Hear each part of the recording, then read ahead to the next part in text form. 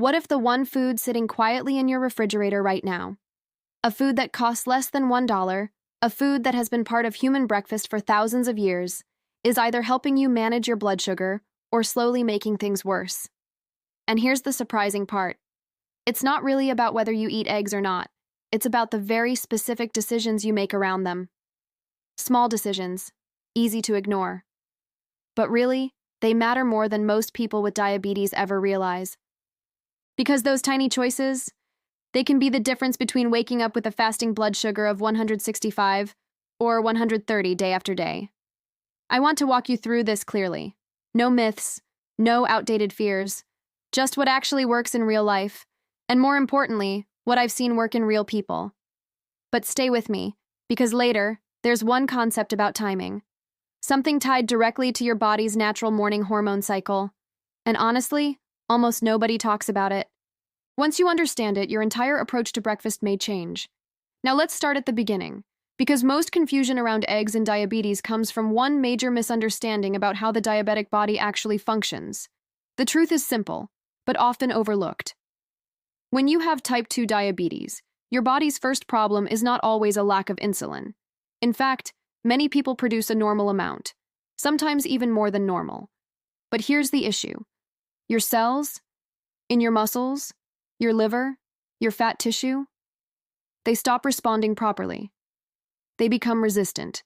Your body is sending the signal, loud and clear. But your cells, they've turned the volume down, almost like they've gone partially deaf. And this matters. It matters a lot, because what you eat in the morning, especially how you combine protein and carbohydrates, directly affects how sensitive those cells remain to insulin for the rest of the day. Research keeps showing the same pattern. High-quality protein in the morning helps reduce what's called the post-meal glucose spike, that sharp rise in blood sugar after eating. And it works in two powerful ways. First, it slows down how fast food leaves your stomach. That means glucose enters your bloodstream gradually. Not like a sudden flood, but more like a slow, controlled drip. Second, certain amino acids, especially leucine, which eggs are rich in, they actually help your pancreas release insulin in a more precise and timely way. Not chaotic. Controlled. Now think about this. 2 large eggs contain about 12 to 13 grams of complete protein. Complete, meaning all 9 essential amino acids your body cannot produce on its own. And here's what makes eggs even more interesting. Their glycemic index is basically 0. They do not raise blood sugar by themselves, not even by a single point. But, and this is important, that 0 only stays 0 if you handle them correctly. The moment you start frying them in butter, stacking them on white toast, or drinking sweet juice alongside them, that protection begins to disappear. Not because the egg changed, but because everything around it did. Now let's address something directly. Cholesterol. Because many people were told years ago, maybe 10, maybe 15, that eggs raise cholesterol and are dangerous for the heart. And if you're living with diabetes, where cardiovascular risk is already higher, that warning felt serious. So you cut eggs out. You switched to oatmeal, fruit, juice. It felt like the safer choice. But really, science has moved forward. For most adults, including most people with type 2 diabetes, the cholesterol you eat in foods like eggs has very little impact on your blood cholesterol levels. The bigger drivers of harmful LDL cholesterol are refined carbs, added sugars, and trans fats, not eggs. In fact, studies have shown something interesting. Whole egg consumption can actually improve what's called cholesterol efflux capacity. Basically, your body's ability to remove harmful cholesterol from artery walls. And even more surprising, when eggs are part of a diet low in saturated fat, LDL cholesterol can actually go down compared to diets high in saturated fat without eggs. So what does that really mean? It means the problem was never the egg sitting in your refrigerator. The problem was how it was being used, what it was cooked in, what it was eaten with. Now, let me show you what this looks like in real life. I once worked with a woman. We'll call her Mary. She was 71 years old. She had been managing type 2 diabetes for nearly 10 years. Disciplined, careful, doing everything she believed was right. But her numbers wouldn't improve. Her A1C stayed at 8.0% for 2 years. Her fasting blood sugar rarely dropped below 158 in the morning, even with medication. When I asked her about her routine, she described it with pride. She woke up at 6:30, took her medication, and made what she believed was a heart-healthy breakfast: steel-cut oatmeal, a tablespoon of honey, half a cup of blueberries, a glass of cranberry juice labeled no added sugar, sometimes a whole wheat muffin she baked herself. And honestly, she had done her homework. She truly believed this was the right approach. But here's what I asked her to do. Check her blood sugar exactly 45 minutes after breakfast, then again at 90 minutes. She came back a week later, at 45 minutes, 214. At 90 minutes, 198. Every morning, her breakfast was pushing her blood sugar above 200. The oatmeal, even steel cut, was breaking down quickly into glucose without enough protein to slow it. The honey added simple sugar. The juice, even without added sugar, still contained 24 grams of natural sugar per cup, with 0 fiber. And the muffin added another rapid carbohydrate load. Her body was under pressure, every single morning, before 8 a.m. So I suggested something simple. No drastic changes, no complicated plan. Replace that breakfast with 2 eggs, cooked without oil, paired with half an avocado, and a generous portion of vegetables like spinach or tomatoes. That was it. Same medication, same routine, same everything else. 3 weeks later, she came back. Her 45-minute reading averaged 138. Her 90-minute reading, 124. 4 months later, her fasting blood sugar dropped to around 131. Her A1C fell to 7.3%. Her cholesterol improved, and she told me something I won't forget. She said it felt like someone finally turned on the light after 10 years of walking in the dark. That's the kind of shift we're talking about. And the solution was sitting in her refrigerator the whole time. Now we move into the part most people are waiting for, the practical side. Because knowing eggs can help is only step 1. What really matters is how you prepare them and what you pair them with. That's where the real difference is made. And honestly, this is where most people unknowingly go wrong. Let's start with something simple: how to cook them. The gold standard for blood sugar control is eggs cooked without added fat. It sounds strange at first, because for years eggs have been tied to butter, oil, that sizzling pan in the morning. But the reality is, egg yolks already contain natural fat. You don't need to add more. In a non-stick pan, over medium heat, 2 beaten eggs cook perfectly in about 2 to 3 minutes. No oil, no butter. The result is soft, creamy scrambled eggs. Clean, simple. Nothing interfering with your metabolism. Boiled eggs are just as powerful. And really, they're one of the easiest options. You can prepare a batch of 6 ahead of time. Keep them in the refrigerator for 5 to 7 days. In the morning, peel 1 or 2, add vegetables and avocado, and your breakfast is done in 4 minutes. No excuses, no shortcuts that damage your progress. Poached eggs, also excellent. No oil at all, just water. Maybe a splash of vinegar to hold the whites together. They take a bit of practice, but they're worth it. Now here's what you want to avoid: frying eggs in oil or butter, especially at high heat. Some people say, but I use olive oil. That's healthy. And yes, olive oil is a great food. But here's the nuance. Its benefits are strongest when used cold or at low temperatures. When heated to frying levels, those benefits drop. And you're adding extra calories, extra fat, which, in the context of diabetes, can temporarily worsen insulin resistance at the cellular level. So save olive oil for salads, for vegetables, not for frying your eggs. Now let's talk about pairing, because this is where things either work beautifully or completely fall apart. Avocado is the best companion for eggs, no question. The fats in avocado, monounsaturated fats, slow digestion. They reduce the glycemic impact of everything else you eat. They support heart health, which matters even more when you're managing diabetes. Half an avocado with 2 eggs is a powerful combination. Filling, stable, consistent for blood sugar. Next, spinach.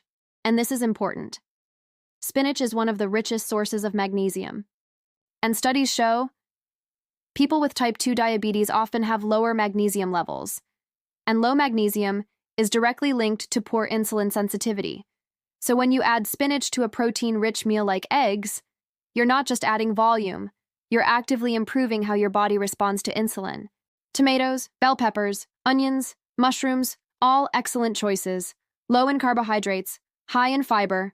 They add nutrients without pushing your blood sugar up. But now, let's be clear about what to avoid. White bread, flour tortillas, sweet biscuits, hash browns, sugary ketchup, orange juice, processed meats like bacon or sausage. These combinations are everywhere. They feel normal. They feel like what breakfast is supposed to look like. But really, each one of those choices either spikes your blood sugar or adds inflammation, saturated fat, sodium, working directly against your body. Now here's something many people don't realize.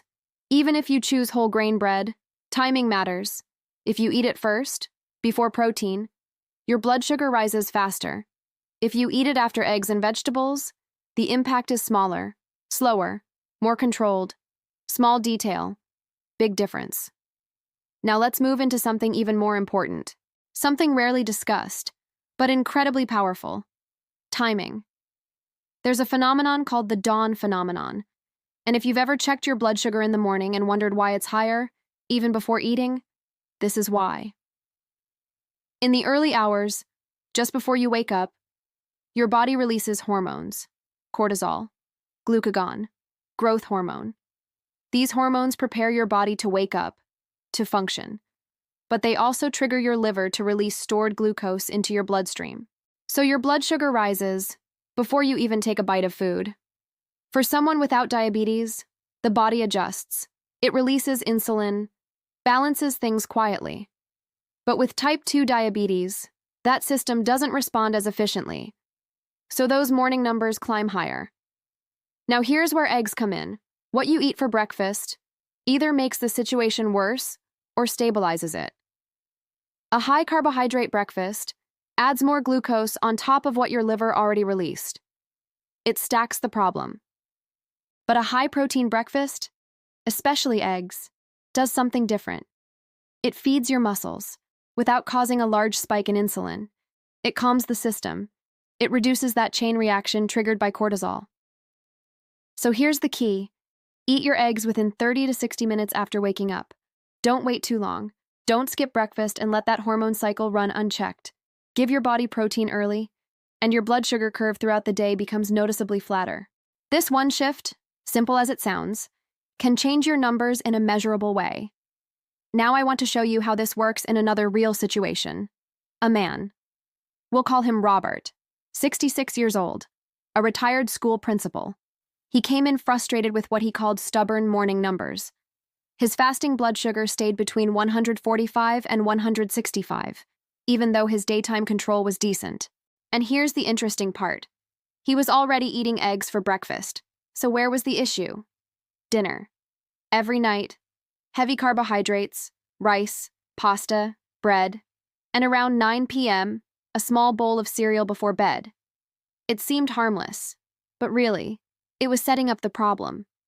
Because when you eat a large amount of carbohydrates in the evening, your liver has plenty of glucose stored overnight, and in the early morning, it releases more than needed. So I suggested something different. Not every day.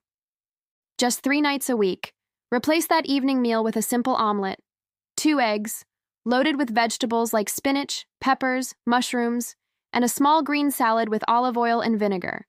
No bread, no rice, just eggs and vegetables. 3 weeks later, his average fasting blood sugar dropped from 158 to 137. No new medication, no extreme diet. Just a targeted change. His doctor even asked what medication he had adjusted. He said, "I started eating eggs for dinner 3 times a week." And that reaction? Surprise? Almost disbelief? It says something important. We're not used to thinking of food as something that precise, that measurable. But it is.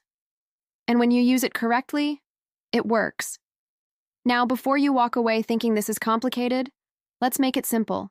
Because really, a lot of progress comes from avoiding just a few common mistakes. And the truth is, these mistakes are everywhere. So common that people don't even realize they're making them. First, cooking eggs in oil or butter. It feels normal, pravichno, but really the egg already contains its own fat. When you add more, especially under high heat, you're increasing calories and fat load in a way that can temporarily worsen insulin resistance. Keep it simple. Cook dry in a non-stick pan, or boil them. Second, pairing eggs with refined carbohydrates. White toast, tortillas, biscuits. These combinations cancel out the benefit of protein almost immediately.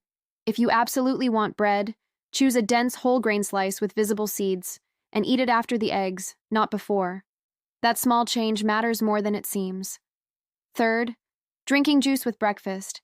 Even 100% natural orange juice, even freshly squeezed, delivers a strong glucose hit with no fiber to slow it down. If you want vitamin C, eat the whole fruit. Don't drink it. Fourth, throwing away the yolk. This one is critical.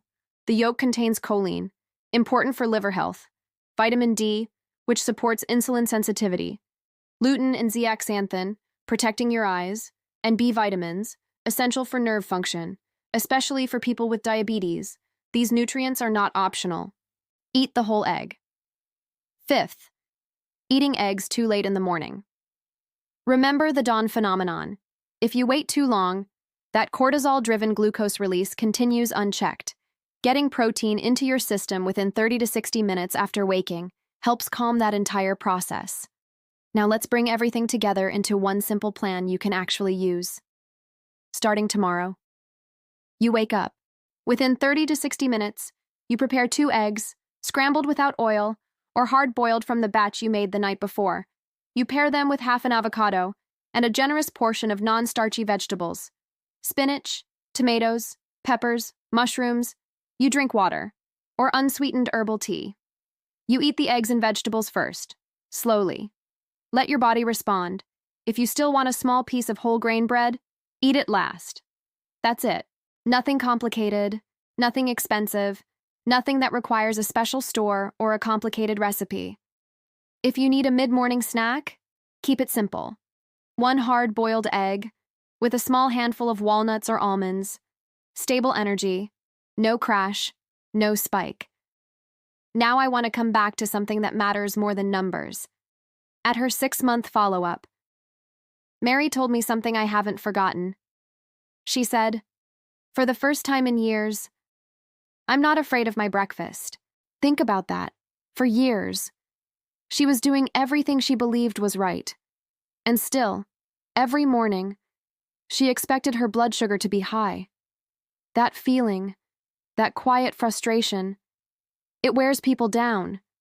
But now, she checks her numbers, and instead of fear, she feels control.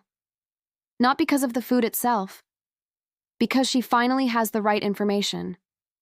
And that's really what this is about. It's not just eggs, it's not just breakfast. It's about giving you back control over your own body, replacing confusion with clarity, replacing frustration with something that actually works. Your body is not working against you. It's responding to the signals you give it. And when those signals improve, when protein is introduced at the right time, paired with the right foods, the response can be faster than you expect. So start tomorrow. 2 eggs, no oil, half an avocado, vegetables. Eat within 1 hour of waking, then watch what happens. And when you do, come back and share your results. Tell me what changed. Tell me what you noticed. If this helped you see things differently, leave a comment, share your experience, and if you know someone struggling with their blood sugar, send this to them. Sometimes, one small piece of information, at the right moment, can change everything. Take care of yourself. You deserve that.